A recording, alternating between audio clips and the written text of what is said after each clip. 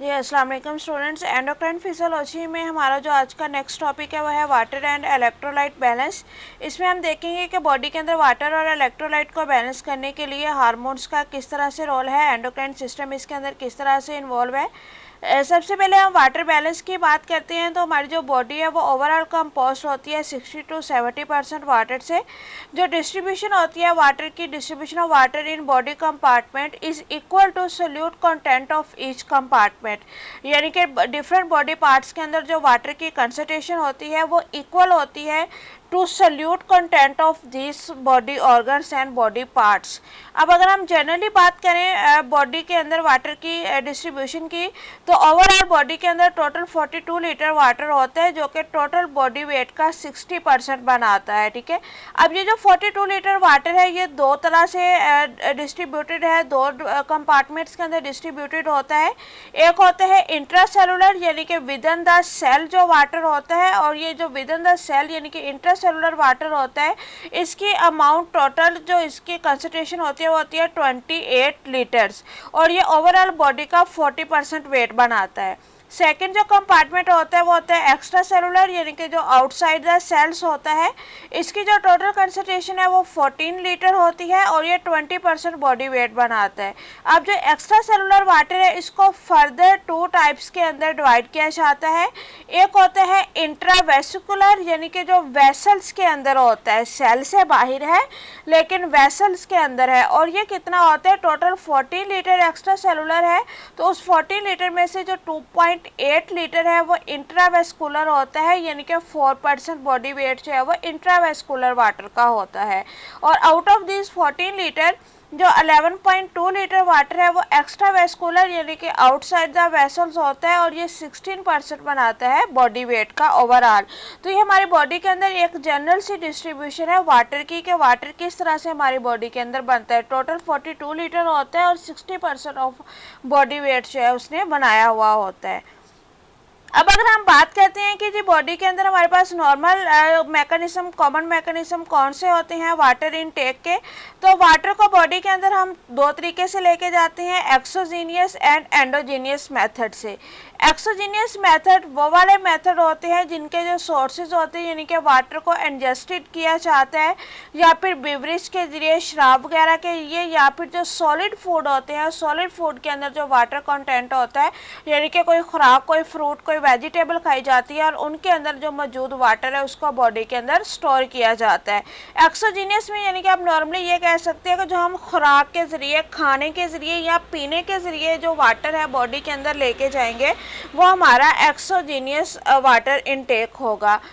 Exogenous water intake जो है वो टोटल 1 to 5 लीटर होता है डेली का। और हॉट, अगर क्लाइमेट हॉट हो, टेम्परेचर ज़्यादा हो, जैसे कि आजकल समर सीज़न है तो समर सीज़न में इसकी जो इनटेक होता है वो ज़्यादा भी हो जाता है। ठीक है, जो इनटेक होती है वो मेनली जो है थ्रस्ट सेंटर के ज़रिए कंट्रोल की जाती है, यानी कि कितना पानी पीना है। जैसे विंटर में कम इनटेक होता है, समर में ज़्यादा इनटेक होता है, तो इस सारे को कंट्रोल करने के लिए हाइपोथैलेमस के अंदर, ब्रेन के अंदर एक थ्रस्ट सेंटर होता है जो कि इस सारे को कंट्रोल करता है। जैसे ही प्लाज्मा की ऑस्मोलैलिटी इंक्रीज होती है, ऑस्मोलैलिटी मीन होता है नंबर ऑफ आयंस इन पर केजी ऑफ सॉल्यूट, तो जैसे ही सोल्यूट के अंदर नंबर ऑफ आयंस इंक्रीज होती हैं यानी कि उसकी ऑस्मोलैलिटी इंक्रीज होती है, तो ऑस्मोलैलिटी के इंक्रीज होने के साथ ही आयंस की कंसंट्रेशन ज़्यादा हो जाती है, वाटर की कंसंट्रेशन लो हो जाती है, तो ऑटोमेटिकली जो थ्रस्ट सेंटर है वो पॉजिटिव सिग्नल देता है वाटर इनटेक के लिए, यानी कि ज़रा से ज़रा वाटर जो है वो फिर इनटेक किया जाता है। इसी तरह से अगर प्लाज्मा ऑस्मोलैलिटी के अंदर डिक्रीज हो जाए तो उसके अकॉर्डिंगली आयन कंसंट्रेशन लो हो जाती है, वाटर कंसंट्रेशन ज़्यादा होती है, तो थ्रस्ट सेंटर से नेगेटिव सिग्नल आते हैं जिसकी वजह से वाटर इनटेक जो है वो कम कर दिया जाता है।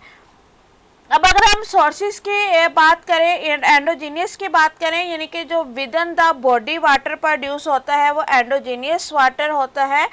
एंडोजीनियस वाटर किस तरह से प्रोड्यूस होता है? मेटाबॉलिज्म के through. With in the body जो मेटाबॉलिज्म होती है, जो फूड स्टफ की ऑक्सीडेशन होती है, उसके नतीजे में वाटर प्रोड्यूस होता है। ठीक है, अब जो ऑक्सीडेशन फूड के जरिए वाटर बॉडी के अंदर प्रोड्यूस होता है वो almost 300 to 350 millilitre per day produce होता है। आउट ऑफ अब जो 300 to 350 millilitre per day produce होता है, इसकी नेक्स्ट डिफरेंट डिस्ट्रीब्यूशन है। अगर 1 ग्राम कार्बोहाइड्रेट लेते हैं तो उससे 0.6 ml वाटर जो है वो ऑब्टेन करती है बॉडी।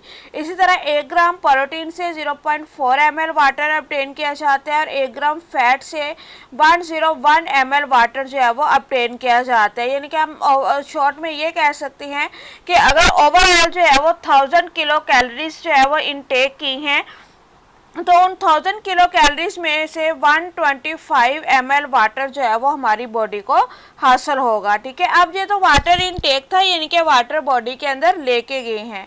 अब वाटर आउटपुट कैसे होगा? वाटर को बॉडी से बाहर कैसे रिलीज करना है? वाटर को बॉडी से बाहर रिलीज करने के 4 रूट्स हैं, 4 मेथड्स हैं जिसके थ्रू वाटर को बॉडी से एलिमिनेट किया जाता है। कौन कौन से मेथड है? यूरिन है, स्किन है, लंग्स हैं और फीसेस हैं। सबसे पहले अगर हम बात करते हैं जी यूरिन की, यूरिन जो है वो सबसे मेजर रूट है वाटर को सेक्रेट करने के लिए।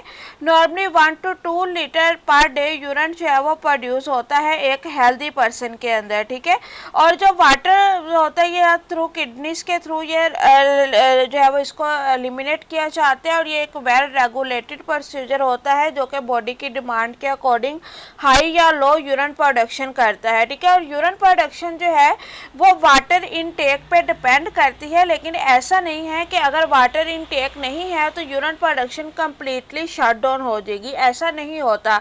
ये ज़रूर होता है कि वाटर इनटेक में चेंजेस के साथ, यानी कि अगर ज़्यादा पानी पी रहे हैं तो यूरिन प्रोडक्शन ज़्यादा हो जाएगी, अगर पानी कम पी रहे हैं तो यूरिन प्रोडक्शन कम हो जाएगी। लेकिन ऐसा कभी भी नहीं होगा कि अगर हम पानी बिल्कुल भी नहीं पी रहे तो उसके नतीजे में जो यूरिन प्रोडक्शन है वो बिल्कुल ही स्टॉप हो जाए, क्योंकि कुछ वाटर जो है वो एंडोजीनियस भी होता है, विद इन द बॉडी भी होता है, इसलिए यूरिन प्रोडक्शन जो होती है वो जारी रहती है। इसके अलावा यूरिन प्रोडक्शन में वाटर के अलावा कुछ आयंस भी शामिल होते हैं बॉडी के अंदर से, तो वो भी इसको जो है वो कंटिन्यू करते हैं। ठीक है, अगर आप बात करते हैं कि जी एंडोक्राइन सिस्टम का क्या रोल है इस यूरिन प्रोडक्शन के अंदर, यानी कि इस वाटर को बैलेंस करने के अंदर एंडोक्राइन सिस्टम किस तरह से हेल्प कर रहा है। अब जो है 180 लीटर यानी कि 1 to 2 जो 180 लीटर होता है टोटल वाटर, उसमें से सिर्फ 1 to 2 लीटर जो है वो एक्सक्रीट किया जाता है, बाकी जो है वो बॉडी के अंदर रीअब्जॉर्ब हो जाता है। अब जो रीअब्जॉर्ब होता है तो उसके लिए हमारे पास एक हार्मोन होता है एंडोक्राइन सिस्टम के अंदर, वो वाला हार्मोन होता है जी वैसोप्रेशन हार्मोन, जिसको ADH यानी कि एंटी डाययूरेटिक हार्मोन का नेम भी दिया जाता है। ये जो एंटी डाययूरेटिक हार्मोन है ये पिट्यूटरी ग्लैंड के पोस्टीरियर लोब से प्रोड्यूस होता है और इसका मेन रोल क्या होता है कि ये किडनीज के अंदर से वाटर की एक्सक्रीशन को कंट्रोल करता है। अब जो एंटी डाययूरेटिक हार्मोन है इसकी सक्रीशन को कंट्रोल करने के लिए जो प्लाज्मा होता है उसका osmotic pressure main role play करता है, यानी कि ऑस्मोटिक प्रेशर के लिहाज से ये हार्मोन रिलीज होता है या फिर ये इनहिबिट होता है।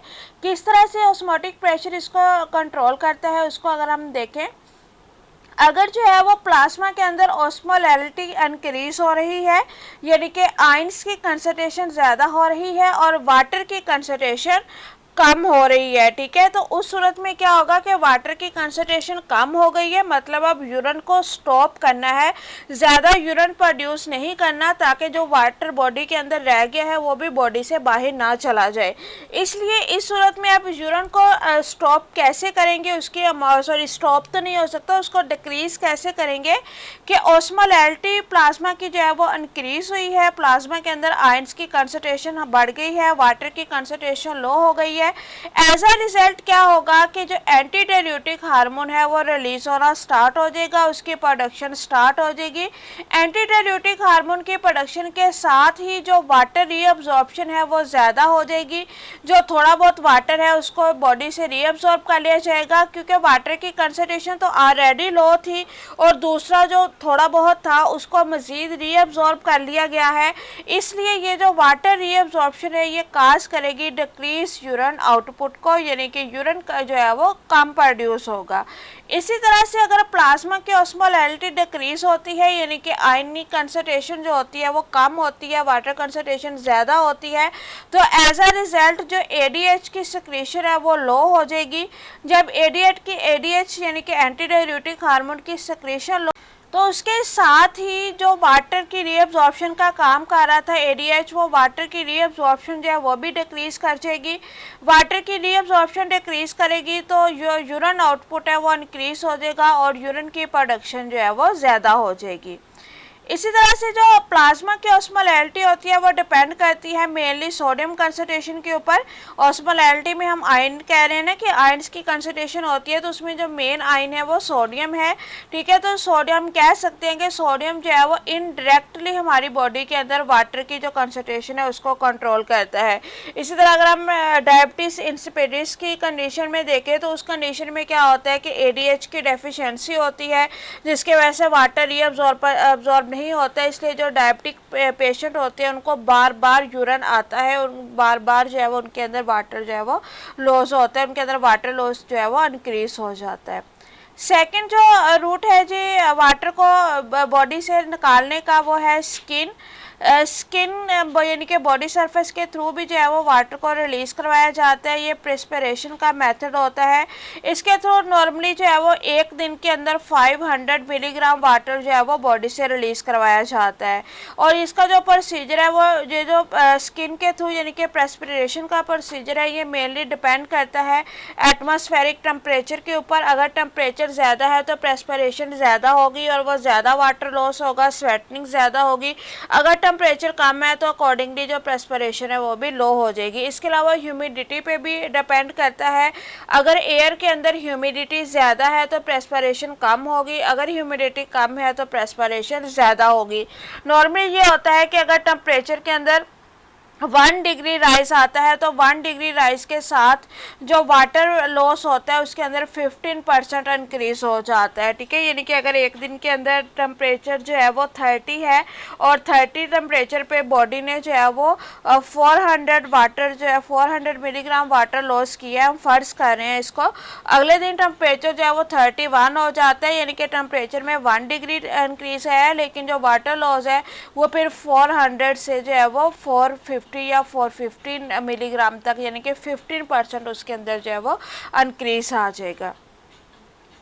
उसके बाद जो थर्ड रूट है वाटर लॉस का वो है जी लंग्स के थ्रू जो है ड्यूरिंग रेस्पिरेशन वाटर लॉस होता है। लंग्स के थ्रू एक दिन के अंदर 700 मिलीलीटर वाटर जो है वो रिलीज़ किया जाता है। और ये जो वाटर होते हैं ये जो हम एयर को एक्सपेल करते हैं ड्यूरिंग रेस्पिरेशन, एक्सहेलेशन करते हैं, उस एयर के अंदर ये जो वाटर है ये इंक्लूड होता है, उस एयर के थ्रू ये वाटर जो है वो निकलता है। फोर्थ जो रूट है वाटर को एक्सक्रीट करने का वो है जी फीसिस के थ्रू एक दिन के अंदर तकरीबन 50 ml वाटर जो है वो रिलीज़ करवाया जाता है। और फीसिस जो है वो डायरिया की कंडीशन में या किसी और डिजीज़ की कंडीशन में अगर फीसिस लॉस इंक्रीज़ होता है तो यानी कि फीसिस की प्रोडक्शन ज़्यादा होती है तो उसके अकॉर्डिंगली फिर वाटर का जो लॉस है वो भी ज़्यादा हो सकता है, ठीक है। अब इसमें है कि जो वाटर लॉस होता है प्रेस्पिरेशन के ज़रिए या फिर रेस्पिरेशन के ज़रिए यानी कि लंग्स के ज़रिए और स्किन के ज़रिए, इन दोनों को हम जो है वो ओवरऑल कलेक्टिवली अगर देखें तो कलेक्टिवली इनके लिए एक टर्म यूज़ करते हैं जो कि होता है इनसेंसेबल वाटर लॉस। अब देखें जी बॉडी के अंदर वाटर बैलेंस कैसे हो रहा है। पहले हम देखते हैं कि पर डे हम इनटेक कैसे कर रहे हैं। इनटेक पर डे क्या किया है, वाटर फूड के अंदर जो वाटर था वो था 1250 ml। उसके बाद फूड की ऑक्सीडेशन हुई, उससे 300 ml वाटर मिला। पानी पिया, उससे 1200 ml वाटर मिला। यानी कि टोटल हमारी बॉडी के अंदर एक दिन में 2750 ml वाटर गया। आउटपुट के लिहाज से यूरिन के ज़रिए 1500 ml वाटर रिलीज़ हो गया, स्किन के थ्रू 500 रिलीज़ हुआ, लंग्स के थ्रू 700 ml रिलीज़ हुआ, फेसिस के थ्रू 50 ml रिलीज़ हुआ, यानी कि 2750 ml वाटर हमारी बॉडी से रिलीज़ हो गया। यानी कि जितना हम डेली वाटर इनटेक करते हैं उतना ही डेली वाटर जो है वो आउटपुट के ज़रिए बॉडी से रिलीज़ हो जाता है। और इसके अंदर मेन जो रोल है हमने पढ़ा कि वो यूरिन का है, और यूरिन के अंदर जो मेन रोल है वो एंटी डाययूरेटिक हार्मोन का है। इसलिए हम कह सकते हैं कि बॉडी के अंदर वाटर बैलेंस करने में जो एंडोक्राइन सिस्टम है वो एक मेजर रोल प्ले करता है। उसके बाद नेक्स्ट देखें जी, इलेक्ट्रोलाइट बैलेंस है। इलेक्ट्रोलाइट बैलेंस के अंदर क्या होता है, इलेक्ट्रोलाइट बेसिकली ऐसे कंपाउंड्स होते हैं जो कि सॉल्यूशंस के अंदर इजीली डिसोसिएट हो जाते हैं, और ये आयंस होते हैं। इनके अंदर टू टाइप ऑफ आयंस होते हैं, जो पॉजिटिवली चार्ज आयन होते हैं वो केटायंस होते हैं, और जो नेगेटिवली चार्ज आयन होते हैं वो इनायंस होते हैं। ठीक है, अब जो जैसे हम वाटर की कंसंट्रेशन को मिलीलीटर के अंदर एक्सप्रेस कर रहे थे कि इतने मिलीलीटर वाटर या इतने लीटर वाटर है, इसी तरह जो इलेक्ट्रोलाइट्स की कंसंट्रेशन है उसको एक्सप्रेस करने के लिए मिली इक्विवेलेंट्स का वर्ड जो है वर्ड जो है वो यूज़ किया जाता है, और इसको इस तरह से MEQ इस तरह से जो है वो इसको शॉर्ट फॉर्म में लिखा जाता है। इसका मतलब है मिली इक्विवेलेंट्स पर लीटर। इलेक्ट्रोलाइट्स की अगर हम कंपोजिशन की बात करें, क्योंकि आयंस हैं तो टू टाइप ऑफ आयंस हो सकते हैं, इनायंस और केटायंस। अब जो एक्स्ट्रा सेलुलर फ्लूइड होता है यानी कि जो प्लाज्मा होता है, प्लाज्मा के अंदर जो केटायंस प्रेजेंट होते हैं वो होते हैं जी सोडियम, जिनकी जो कंसंट्रेशन है, ये जो कंसंट्रेशन है ये मिली इक्विवेलेंट्स के अंदर है, इसको याद रखिएगा। इसमें सोडियम है जो कि 142 मिली इक्विवेलेंट्स होता है, पोटाशियम 5 मिली इक्विवेलेंट्स है, कैल्शियम 52 मिली इक्विवेलेंट्स है, मैग्नीशियम 3 मिली इक्विवेलेंट्स है। यानी कि ओवरऑल जो केटायंस होते हैं एक्स्ट्रा सेलुलर फ्लूइड यानी कि प्लाज्मा के अंदर वो होते हैं 155 मिली इक्विवेलेंट्स। अब प्लाज्मा के अंदर अगर हम इनायंस यानी कि नेगेटिवली चार्ज वालों की बात करें तो इसमें क्लोरीन 103 मिली इक्विवेलेंट्स होता है, जो है वो HCO3 जो है वो 27 मिली इक्विवेलेंट होता है, HPO3 जो है वो इसकी कोई अमाउंट नहीं होती, निग्लिजिबल अमाउंट में होता है, सल्फेट 1 मिली इक्विवेलेंट है, प्रोटीन जो है वो 16 मिली इक्विवेलेंट्स है, और ऑर्गेनिक एसिड जो है वो 6 मिली इक्विवेलेंट्स है। यानी कि जो इनायंस की कंसंट्रेशन है वो भी 155 मिली इक्विवेलेंट्स है प्लाज्मा के अंदर। प्लाज्मा के अंदर जो ओवरऑल कंसंट्रेशन होती है केटायंस की और इनायंस की वो बराबर होती है, लेकिन अगर नंबर ऑफ केटायंस और नंबर ऑफ इनायंस देखें तो वो वेरिएबल होते हैं। इसी तरह से अगर हम इंट्रासेलुलर फ्लूइड यानी कि मसल्स की बात करें तो मसल्स के अंदर केटायंस में पोटाशियम होता है 150 मिली इक्विवेलेंट, सोडियम 10 मिली इक्विवेलेंट, मैग्नीशियम 14 मिली इक्विवेलेंट और कैल्शियम 2 मिली इक्विवेलेंट, यानी कि ओवरऑल 202 मिली इक्विवेलेंट केटायंस होते हैं मसल्स के अंदर।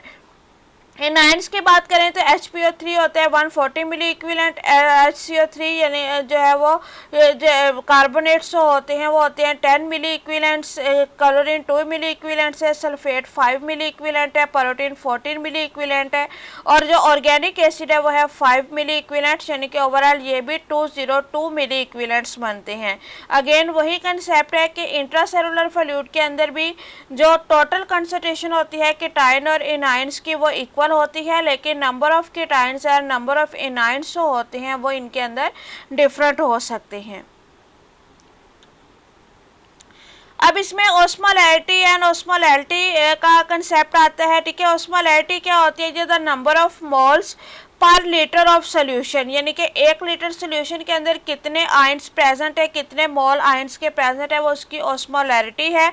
और the number of moles per KG of solvent, और 1 केजी सॉल्वेंट के अंदर कितने मोल्स प्रेजेंट है किसी आयंस के, वो उसकी ऑस्मोलैरिटी है। ठीक है, अगर जो सॉल्वेंट जो है वो प्योर वाटर हो तो उसकी ऑस्मोलैरिटी और ऑस्मोलैरिटी के अंदर कोई ज़्यादा डिफरेंस नहीं होता। ठीक है, जो बायोलॉजिकल फ्लूइड होते हैं उसके लिए हम कॉमनली जो वो ऑस्मोलैरिटी की टर्म यूज़ करते हैं। ऑस्मोलैरिटी टर्म यानी कि हम पर केजी के लिहाज से जो है वो हम उसको मेजर करते हैं, इसलिए हम ऑस्मोलैरिटी का वर्ड यूज़ करते हैं। अब अगर हम प्लाज्मा की ऑस्मोलैरिटी देखें तो प्लाज्मा की ऑस्मोलैरिटी जो होती है वो 285 टू 295 मिली आइसोमोल्स होती है पर केजी, ठीक है। अब इसके अंदर जो सोडियम होती है उसकी लार्जेस्ट कंसंट्रेशन होती है और इस ऑस्मोलैरिटी को मेजर करने के लिए एक इंस्ट्रूमेंट यूज़ किया जाता है जिसको ऑस्मोमीटर कहते हैं। ऑस्मोमीटर के थ्रू ये ऑस्मोलैरिटी मेजर की जाती है।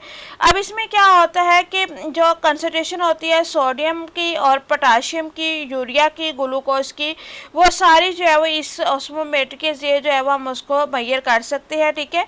अब 2 सोडियम और 2 potassium plus urea plus glucose, ठीक है, ये जो मेजर कंट्रीब्यूशन होती है प्लाज्मा की वो इस तरह से होती है। और जो जो 2 का फैक्टर है सोडियम और पोटाशियम के साथ जो हम 2 यूज़ कर रहे हैं, इसका मतलब है कि ये इनकी एसोसिएटेड आयन कंसंट्रेशन है, यानी कि इनकी आयनिक कंसंट्रेशन को ज़ाहिर कर रहा है। अब जैसे कि प्लाज्मा के अंदर सोडियम जो होता है वो डोमिनेट होता है, इसलिए जो प्लाज्मा की ऑस्मोलैरिटी होती है वो इक्वल होती है 2 मल्टीप्लाई बाय प्लाज्मा सोडियम, यानी कि जितने सोडियम के आयन की कंसंट्रेशन है उसको अगर हम 2 से मल्टीप्लाई करें तो वो टोटल प्लाज्मा की ऑस्मोलैरिटी हो जाएगी, ठीक है। अब ये जो कैलकुलेशन है, ये जो फार्मूला है, ये तब यूज़ होता है जब प्लाज्मा के अंदर ग्लूकोज की और यूरिया की जो कंसंट्रेशन होती है वो नॉर्मल होती है। अगर जो है वो हाइपर प्रोटीनीमिया की कंडीशन है, यानी कि प्रोटीन्स की कंसंट्रेशन हाई है, या लाइपीमिया कंडीशन है, यानी कि लिपिड्स की कंसंट्रेशन हाई है, तो उस सूरत में ये जो कैलकुलेशन है ये वहाँ पे वैलिड नहीं होगी। इसी तरह अगर जो है हम एक्स्ट्रा सेलुलर फ्लूइड यानी कि ECF और इंट्रा सेलुलर फ्लूइड ICF की ऑस्मोलैरिटी को चेक करें तो इनकी जो ऑस्मोलैरिटी होती है वो मेनली इनके ऑस्मोटिक प्रेशर पे डिपेंड करती है। ऑस्मोटिक प्रेशर क्या होता है? The difference between intra cellular and extra cellular fluid. अगर हम एक हेल्दी एक नॉर्मल स्टेट की बात करें तो नॉर्मल स्टेज में जो एक्स्ट्रा सेलुलर फ्लूइड का ऑस्मोटिक प्रेशर होता है वो होता है उसके सोडियम आयन की वजह से, और जो सोडियम आयन है वो इक्वल, मतलब ये प्रेशर इक्वल होता है इंट्रासेलुलर फ्लूइड के, और जो इंट्रासेलुलर फ्लूइड होता है का प्रेशर होता है वो होता है उसके पोटाशियम आयन की वजह से। यानी कि इसको आप इन शॉर्ट इस तरह से याद कर सकते हैं कि एक्स्ट्रा सेलुलर फ्लूइड के अंदर सोडियम आयन डोमिनेट होते हैं, इंट्रासेलुलर फ्लूइड के अंदर पोटाशियम आयन डोमिनेट होते हैं। ओवरऑल दोनों की जो कंसंट्रेशन होती है वो सेम होती है, इसलिए नॉर्मल कंडीशन में एक्स्ट्रा सेलुलर और इंट्रासेलुलर का जो ऑस्मोटिक प्रेशर होता है वो सेम होता है, इसलिए दोनों के अंदर किसी किस्म का कोई एक्सचेंज नहीं होता आयंस का, और इसको हम कहते हैं कि ये ऑस्मोटिक इक्विलिब्रियम की हालत में है। अब इसके अंदर एंडोक्राइन सिस्टम का क्या रोल होगा कि जो सोडियम के ज़रिए वाटर बैलेंस होता है उसको मेजर जो उसके लिए हार्मोन यूज़ होते हैं वो 2 उसके फैक्टर्स हैं जो इसको रेगुलेट करते हैं। कौन कौन से? एक हार्मोनल फैक्टर होता है और एक होता है रेनिन एंजियोटेंसिन सिस्टम। जो हार्मोन की बात करें तो उसके लिए एल्डोस्टेरोन या ADH हार्मोन यूज़ किया जाता है। एल्डोस्टेरोन जो है ये मिनरल कॉर्टिकॉइड जोन से जो है वो निकलता है, यानी कि एड्रिनल कॉर्टेक्स के ग्लोमेरुलस से ये रिलीज होता है। और एल्डोस्टेरोन कॉर्टिकोसाइड का जो है वो मेन फंक्शन क्या होता है तो ये सोडियम और पोटाशियम की जो एक्सचेंज होती है वो रेनल ट्यूब्यूल्स के अंदर ये उसको रेगुलेट करता है, ठीक है। और उसको रेगुलेट इस तरह से करता है कि उनका जो ओवरऑल इफेक्ट होता है वो कांस्टेंट हो जाता है और सोडियम की रिटेंशन वहाँ पे ज़्यादा हो जाती है। इसी तरह से जो दूसरा सिस्टम होता है एंटीडाययूरेटिक हार्मोन जो है ये तब रिलीज होता है जब प्लाज्मा की ऑस्मोलैरिटी इंक्रीज होती है, यानी कि उसके अंदर सोडियम की कंसंट्रेशन ज़्यादा होती है। ऑस्मोलैरिटी के इंक्रीज होने से जो थ्रस्ट सेंटर है वो एक्टिवेट होता है हाइपोथैलेमस के अंदर, वो एक्टिवेट करता है ADH सिक्रीशन को, और ADH सिक्रीशन के थ्रू वाटर की रीअब्जॉर्प्शन ज़्यादा होती है। एज अ रिजल्ट जो यूरिन प्रोडक्शन होती है वो कम हो जाती है। उसके बाद ये रेनन एंजियो सिस्टम होता है। रेनन एंजियोटेंशन सिस्टम में क्या होता है कि जब एक्स्ट्रा सेलुलर फ्लूइड का वॉल्यूम कम होने लगता है तो उस सूरत में जो रेनल प्लाज्मा होती है, यानी कि जो किडनीज की प्लाज्मा होती हैं, ठीक है, वो उनके अंदर जो प्लाज्मा फ्लो होता है वो डिक्रीज हो जाता है।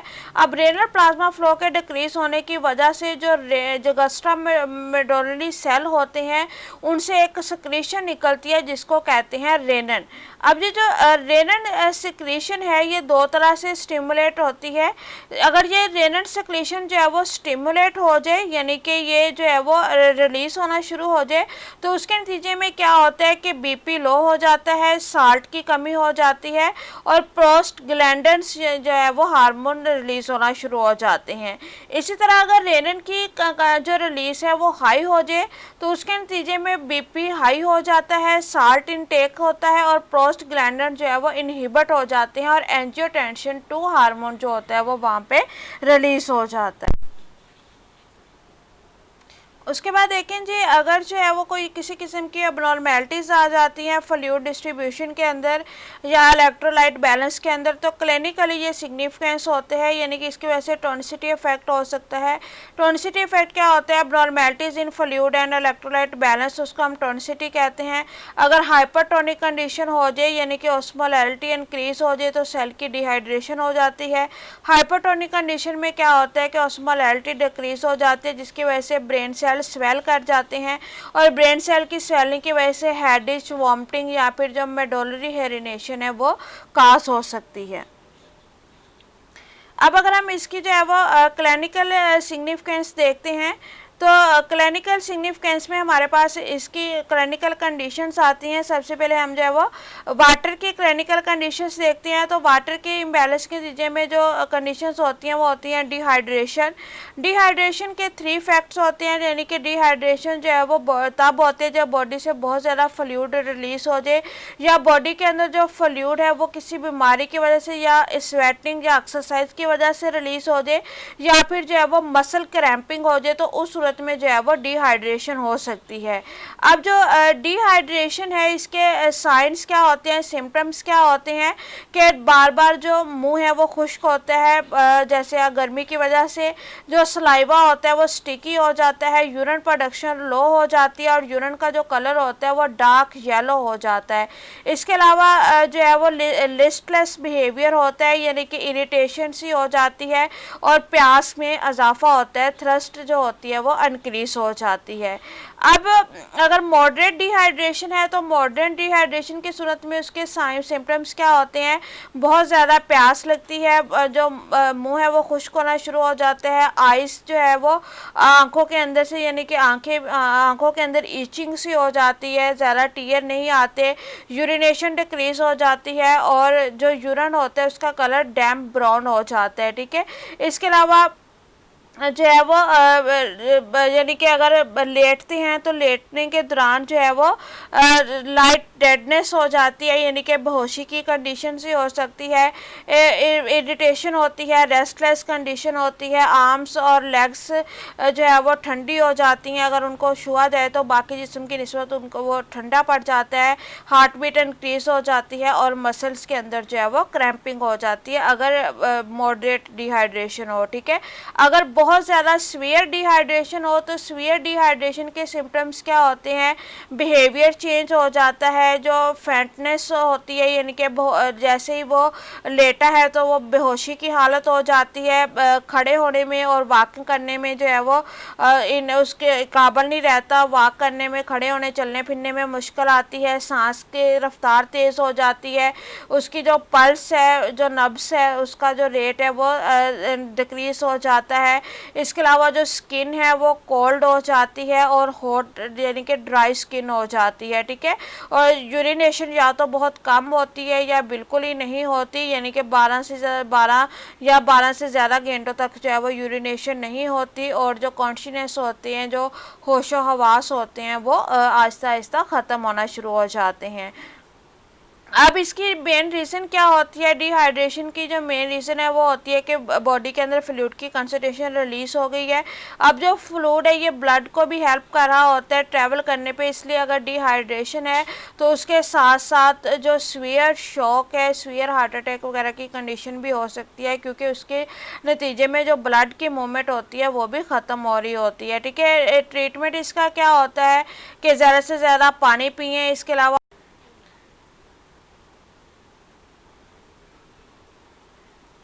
आइसोटोनिक सॉल्यूशंस का यूज़ किया जाए, इलेक्ट्रोलाइट्स को यूज़ किया जाए, इसके अलावा वाटर इलेक्ट्रोलाइट स्टेटस जो है बॉडी का उसको बाकायदा से मॉनिटर किया जाए। ठीक है, अगर जो है वो ओवर हाइड्रेशन हो जाए, यानी कि पानी की बॉडी के अंदर ज़्यादती हो जाए, तो उस सूरत में क्या होता है कि वाटर इंटॉक्सिकेशन हो जाती है, वाटर की इंटॉक्सिकेशन भी होती है। ठीक है, इसके नतीजे में क्या होता है कि जो साल्ट होते हैं वाटर के अंदर वो सारे बहुत ज़्यादा डिल्यूट हो जाते हैं, जिसकी वजह से हाइपोनेट्रीमिया कंडीशन होती है, जिसमें सोडियम का जो लेवल होता है वो डेंजरसली लो हो जाता है, यानी कि बॉडी के अंदर से, क्योंकि साल्ट जो है वो डिल्यूट हो चुके होते हैं, यूरिन प्रोडक्शन ज़्यादा होती है, साल्ट ज़्यादा लॉस होते हैं, इसलिए जो है वो साल्ट की कंसंट्रेशन बॉडी में लो हो जाती है, जिसको हाइपोनेट्रीमिया कंडीशन कहते हैं।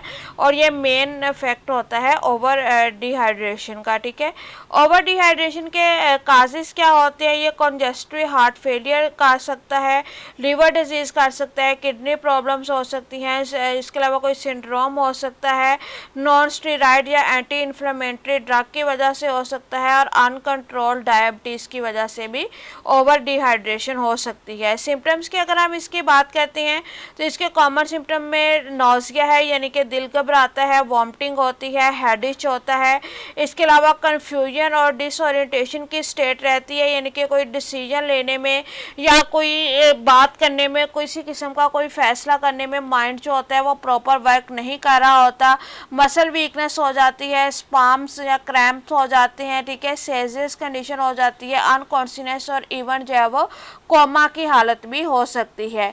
अब जो ओवर डिहाइड्रेशन है इसको ट्रीट कैसे किया जा सकता है कि जो फ्लूइड इनटेक है उसको कट कर दिया जाए, उसको थोड़ा लो किया जाए, इसके अलावा जो डाययूरेटिक्स हैं उसको ज़्यादा से ज़्यादा लिया जाए, ताकि जो यूरिन प्रोडक्शन है उसको थोड़ा बैलेंस कर सके। ठीक है, इसके अलावा इसकी ट्रीटिंग कंडीशन होती हैं, इसमें मेडिकेशन को स्टॉप जो है वो किसी किस्म की मेडिकेशन को स्टॉप करना जो है वो सीरियस प्रॉब्लम भी क्रिएट कर सकता है। ठीक है, अब अगर हम इलेक्ट्रोलाइट्स की बात करें तो इलेक्ट्रोलाइट इम्बैलेंस की सूरत में बॉडी के अंदर कौन कौन सी डिजीज़ हो सकती हैं। सोडियम की बात करते हैं, सोडियम जो है जैसे हमने देखा कि एक्स्ट्रा सेलुलर फ्लूइड के अंदर मेजर कंट्रीब्यूशन होती है, 4000 मिली इक्विवेलेंट सोडियम जो है वो प्रेजेंट होता है, जिसमें ये 50% बोन्स के अंदर है, 40% ECF के अंदर है, 10% सॉफ्ट टिश्यूज़ के अंदर है।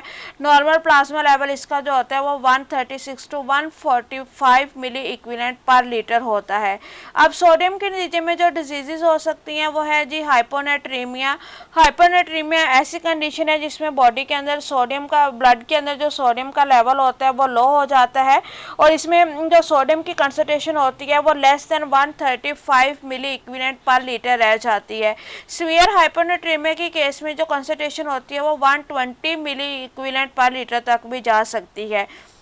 अगर माइल्ड हाइपोनेट्रीमिया है तो उसके सिम्टम्स ये होते हैं कि उसमें हेडिच होता है और नौसिया होता है, और अगर स्वेयर जो है वो है हाइपोनेट्रीमिया तो उसके करने में कन्फ्यूजन है, सेजरिस है, और लास्ट जो है वो कोमा की कंडीशन भी इसमें आ सकती है। ठीक है, काजेज इसके क्या होते हैं कि अगर सोडियम कंसंट्रेशन की वॉल्यूम हाई हो जाए, नॉर्मल वॉल्यूम से जो है वो हो जाए, या फिर वॉल्यूम लो हो जाए, या इसका कोई और काज भी हो सकता है। अब हाई वॉल्यूम से किस तरह से हाइपोनेट्रीमिया हो जाता है, हाई वॉल्यूम से इस तरह से होता है कि सोडियम जो सोडियम की कंसंट्रेशन भी इंक्रीज हो गई है और वाटर की कंसंट्रेशन भी इंक्रीज हो गई है। अब जो सोडियम की कंसंट्रेशन इंक्रीज हुई है तो उसके नतीजे में हाइपरवोलेमिया हो जाएगा, और वाटर की कंसंट्रेशन इंक्रीज हुई है तो उसके नतीजे में हाइपोनेट्रीमिया हो जाएगा। अब जो हाइपोनेट्रीमिया और हाइपोवोलेमिया है, जब ये ओवरऑल काज करेंगे तो एज अ रिजल्ट जो यूरिन प्रोडक्शन है वो ज़्यादा हो जाएगी, यूरिन डिल्यूट प्रोड्यूस होगा, सोडियम की कंसंट्रेशन लो होना शुरू हो जाएगी, तो फिर वो हाइपोनेट्रीमिया काज कर देगा। इसी तरह अगर सोडियम की वैल्यू नॉर्मल है तो इसकी जो नॉर्मल वैल्यू होती है वो भी हाइपोनेट्रीमिया काज कर देती है, यानी कि पहले ही वैल्यू उसकी नॉर्मल है, उस सूरत में अगर यूरिन ज़्यादा प्रोड्यूस होना शुरू हो गया तो वो नॉर्मल से भी लो हो जाएगी और ऑटोमेटिकली जो है वो हाइपोनेट्रीमिया कंडीशन में चला जाएगा। और अगर वैल्यू लो है तो ऑटोमेटिकली कि हाइपोनेट्रीमिया नाम ही लो सोडियम कंसंट्रेशन का है, अगर वैल्यू लो है सोडियम कंसंट्रेशन की सोडियम आयंस की बॉडी के अंदर तो वो ऑटोमेटिकली जो है वो हाइपोनेट्रीमिया काज कर देगी। इसके अलावा दूसरे काजेस क्या हो सकते हैं, जो मिसलिसनियस काजेस होते हैं, यानी कि मल्टीपल माइलोमिया या हाइपोनेट्रोमिया जो होता है वो हाइपरग्लाइसीमिया की वजह से या कीटोएस्ट्रोसिस यानी कि ग्लूकोज लेवल के हाई होने की वजह से या एसिड लेवल के हाई होने की वजह से भी जो है ये काज हो सकता है। ठीक है, हाइपोनेट्रीमिया जो है वो इसका हाइपोनेट्रीमिया जो होती है कंडीशन होती है जो कि हाई सोडियम लेवल की वजह से होती है। इसमें जो सोडियम का वॉल्यूम होता है वो हाई हो जाता है, 145 मिली मोल पर लीटर तक चला जाता है। इसके जो सिम्टम्स होते हैं वो तब ज़ाहिर होना शुरू होते हैं जब इसकी जो अमाउंट होती है वो 160 मिली मोल पर लीटर से भी ज़्यादा हो जाती है। सिम्टम्स इसके क्या होते हैं जी, अर्ली सिम्टम्स में ज़्यादा से ज़्यादा प्यास लगती है, वीकनेस होती है, नॉसिया होता है और एपिटेट ख़त्म हो जाती है। सीवियर सिम्टम में क्या होता है, कन्फ्यूजन होती है, मसल ट्विचिंग हो जाती है और जो ब्रेन है ब्रेन की साइड से जो है वो ब्लीडिंग भी स्टार्ट हो जाती है। ठीक है जी, ये आपका जी शॉर्ट सा टॉपिक है water and electrolyte balance in body. Basically इसमें जो है वो इलेक्ट्रोलाइट बैलेंस के अंदर आप सारे आयंस को ही डिस्कस कर सकते हैं, लेकिन हमने जो है उसमें मेजर आयन जो है वो सोडियम को डिस्कस किया है। ठीक है, ऐसा सेल्फ स्टडी आप इसमें कैल्शियम आयन को भी डिस्कस कर सकते हैं, जिसमें हाइपोकैल्सीमिया और हाइपरकैल्सीमिया कंडीशन भी आ जाएगी, जो कि हम ऑलरेडी जो है वो डिस्कस कर चुके हैं।